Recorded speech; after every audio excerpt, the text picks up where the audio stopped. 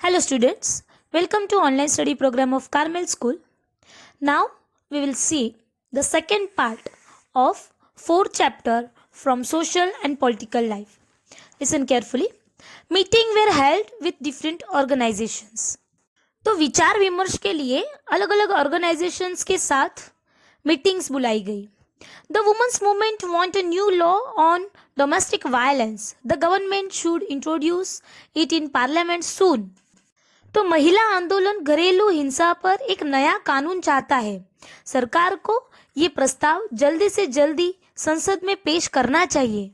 Then finally the bill was introduced in parliament in 2002. But तो finally 2002 में ये bill संसद में पेश किया गया. लेकिन this bill has none of what we have been suggesting. तो जो बिल पास हुआ था तो उसके बारे में जब कुसुम और साजिया चर्चा करती है तो वो कहती है कि ये वो बिल नहीं है जिसके बारे में हमने सुझाव दिया था. We must oppose the bill in its present form. तो हमें इस बिल के खिलाफ कार्रवाई करनी चाहिए. Let's have a press conference. We could also start an online petition. तो चलो संवाददाता सम्मेलन बुलाते हैं और साथ ही कंप्यूटर पर एक ऑनलाइन एप्लीकेशन देते हैं जिससे इंटरनेट पर लोग तुरंत अपनी राय दे सके. Several women's organizations, National Commission for Women made submission to the Parliamentary Standing Committee. तो कई महिला संगठनों ने और राष्ट्रीय महिला आयोग ने संसदीय स्थायी समिति को अपने सुझाव सौंप दिए. Esteemed members of the Parliamentary Standing Committee, the present bill must be changed. We do not agree with the definition of domestic violence being proposed. तो उन्होंने कहा ये बिल बदलना जरूरी है. हम घरेलू हिंसा की जो प्रस्तावित परिभाषा है उससे सहमत नहीं है. The law needs to provide for temporary custody of children.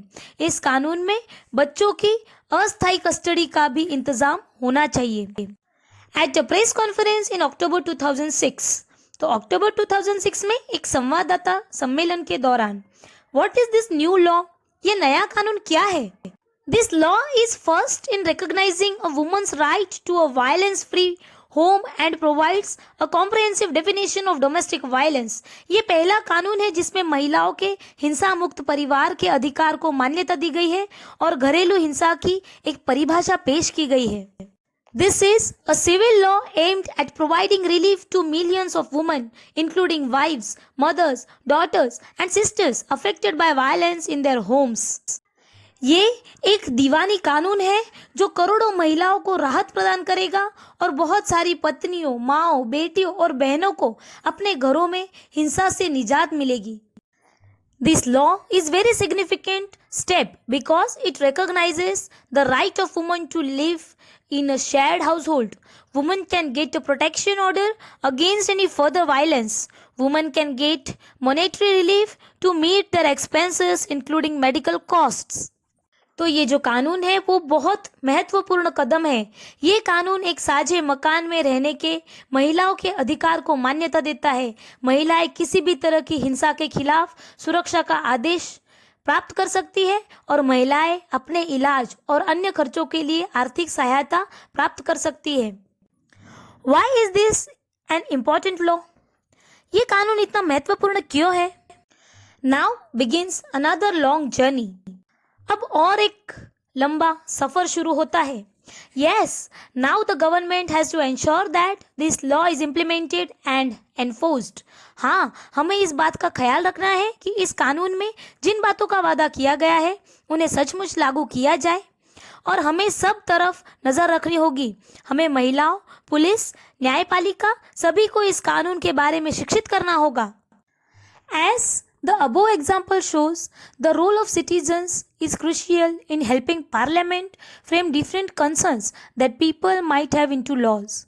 From establishing the need for a new law to its being passed, at every stage of the process, the voice of the citizen is a crucial element.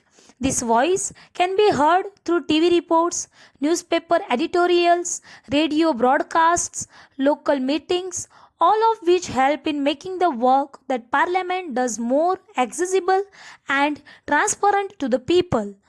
तो इस example से ये साफ हो जाता है कि नागरिकों की जो भूमिका है वो कानून बनाने में कितनी अहम है। वो जनता की चिंताओं को कानून के दायरे में लाने के लिए संसद की मदद कर सकते हैं।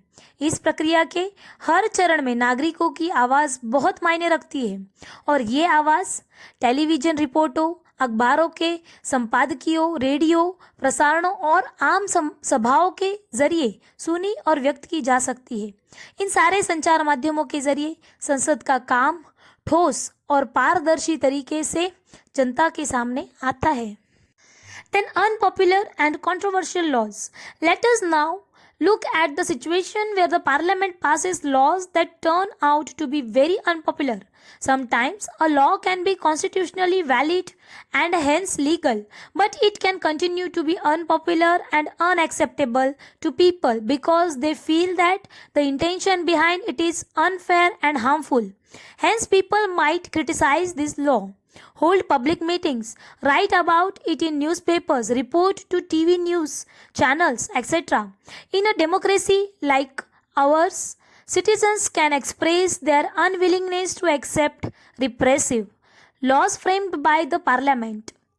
When a large number of people begin to feel that a wrong law has been passed, then there is pressure on the parliament to change this. तो आइए एक ऐसी कंडीशन के बारे में हम विचार करें। कई बार संसद एक ऐसा कानून पारित कर देती है जो बेहद अनपॉपुलर साबित होता है। ऐसा कानून जो कॉन्स्टिट्यूशनल रूप से वैध होने के कारण कानूनन सही हो सकता है, लेकिन फिर भी लोगों को वो पसंद नहीं आता क्योंकि उन्हें लगता है कि उसके पीछे जो अनफेयरनेस है या फिर किसी तरह का हार्मफुल है, इसीलिए लोग उसका विरोध करते हैं, उसकी आलोचना करते हैं और उसके खिलाफ जनसभाएं कर सकते हैं, अखबारों में लिख सकते हैं, टीवी चैनलों पर रिपोर्ट भेज सकते हैं। और हमारे जैसे लोकतंत्र में आम आदमी संसद द्वारा बनाए जाने वाले ऐसे कानूनों के बारे में अपनी असहमति व्यक्त कर सकता है। जब बहुत सारे लोग ये मानने लगते हैं कि गलत कानून पारित हो गया है, तो संसद के ऊपर भी ये प्रेशर होता है और उनको दोबारा विचार करने के लिए हम दबाव भी दे सकते हैं।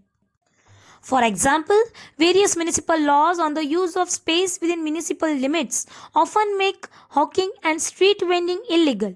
No one will dispute the necessity for some rules to keep the public space open so that people can walk on the pavements easily. However, one also cannot deny that hawkers and vendors provide essential services cheaply and efficiently to the millions living in a large city. This is their means of livelihood. Hence, if the law favors one group and disregards the other, it will be controversial and lead to conflict. People who think that the laws is not fair can approach the court to decide on the issue. The court has the power to modify or cancel laws if it finds that they don't adhere to the constitution. तो example के तौर पर जो municipality होती है cities में, उनके limits के अंदर कोई भी जगह का इस्तेमाल जो विभिन्न नगर पालिका है उनके कानूनों में पटरी पर दुकान लगाने और फेरी लगाने को गैर कानूनी घोषित किया गया है। इसमें कोई भी डाउट नहीं कि सार्वजनिक स्थानों को साफ सुथरा और खुला रखने के लिए कुछ कानून ज़रूरी है, लेकिन तभी लोग आसानी से फुटपाथों पर चल भी पाएंगे। हम इस बात को कभी भी नज़रअंदाज नहीं कर सकते कि पटरी वाले और फेरी वाले किसी भी बड़े शहर में रहने वाले लाखों लोगों को ज़रूरी चीज़ें और सेवाएं बहुत सस्ती कीमत पर और अच्छे से पहुंचाते हैं, लेकिन इसी से उनकी रोजी रोटी भी चलती है। लिहाजा अगर कानून किसी एक ग्रुप की हिमायत करता है और दूसरे ग्रुप की उपेक्षा करता है तो उस पर चर्चा खड़ी हो जाती है, विवाद खड़ा हो जाता है और जब एक दूसरे के सामने वो टकराते हैं तो ऐसी कंडीशन पैदा हो जाती है जो लोग सोचते हैं कि ये कानून सही नहीं है। Do you remember the photo essay on the women's movement in the class 7th book? The photos there showed the different ways in which citizens can protest, campaign and show solidarity. The following pictures point to other ways in which people protest unjust laws. तो citizens इस मुद्दे पर फैसले के लिए अदालत की शरण में भी जा सकते हैं और यदि अदालत को ऐसा लगता है कि वह कानून संविधान के विरुद्ध है तो वो उसमें संशोधन कर सकती है और या उसे रद्द कर सकती है। हमने क्लास 7th में जो वुमेन्स मूवमेंट थी वो इस बुक में हमने पढ़ा था। तो इस फोटो में अलग अलग तरह से सिटीजन्स अपने राइट्स को प्रोटेक्ट कर सकते हैं, उसको प्रोटेस्ट कर सकते हैं। ठीक है, we need to remember that our role is as citizens does not end with electing our representatives, rather it is then that we begin to use newspapers and the media to carefully chart the work that is being done by our MPs and criticize their actions when we feel it is required. Thus, what we should bear in mind is that it is the extent, involvement, and enthusiasm of the people that helps Parliament perform its representative functions properly.